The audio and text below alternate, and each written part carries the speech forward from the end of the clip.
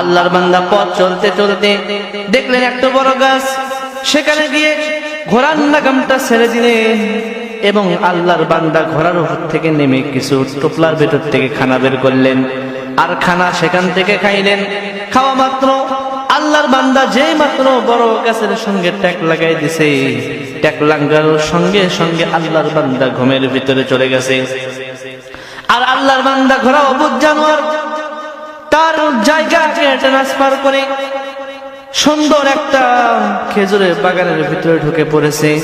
খেজুরের বাগানের ভিতরে ঢোকার পরে ঘোড়ার বড় বড় চারটা পাও দিয়ে বাগানটা পাড়ায় পাড়ায় তছনছ করা শুরু করে দিয়েছে আর ঘোড়ার জবান দিয়ে ছোট ছোট গাছগুলো খাওয়া শুরু করে দিয়েছে। আর ওই সময় ওই বাগানের মালিক ছিলেন একজন বিদ্যা মুসলমান। আল্লাহ পাক রব্বুল আলামিন তাকে দুইজন জোয়ান জোয়ান সন্তান দান করেছে। তার দুইজন সন্তানকে ডাকতে বলে, গো সন্তান, আমি এই মুহূর্তে বাগান দেখার জন্য রওনা দিতে চাই।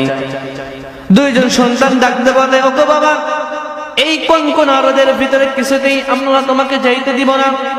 তোমার যদি যাওয়ার এত শখ হয়, সন্ধ্যার সময় আমরা হাঁটি হাঁটি পা পা করে তোমাকে বাগান দেখার জন্য রওনা দিব। কিন্তু আল্লাহর বান্দা তার দুইজন সন্তানকে ডাকতে বলে, না না না, আমি তোমাদের কথাকে রাখতে পারলাম না। আল্লাহর বান্দা হাঁটি হাঁটি পা পা করে দুইজন সন্তানের কথাকে অমান্য করে হাঁটি হাঁটি পা পা করে বাগানের দিকে রওনা দিলেন। বাগানের দিকে রওনা দিতে দিতে বাগানের কাছে গেলেন। যাওয়া মাত্র যে মাত্র বাগানের দিকে তাকাইছেন, তাকানোর সঙ্গে সঙ্গে বলে, হাই সর্বনাশ, এত বড় ঘোড়া কই থেকে আমার বাগানের ভিতরে ঢুকলো?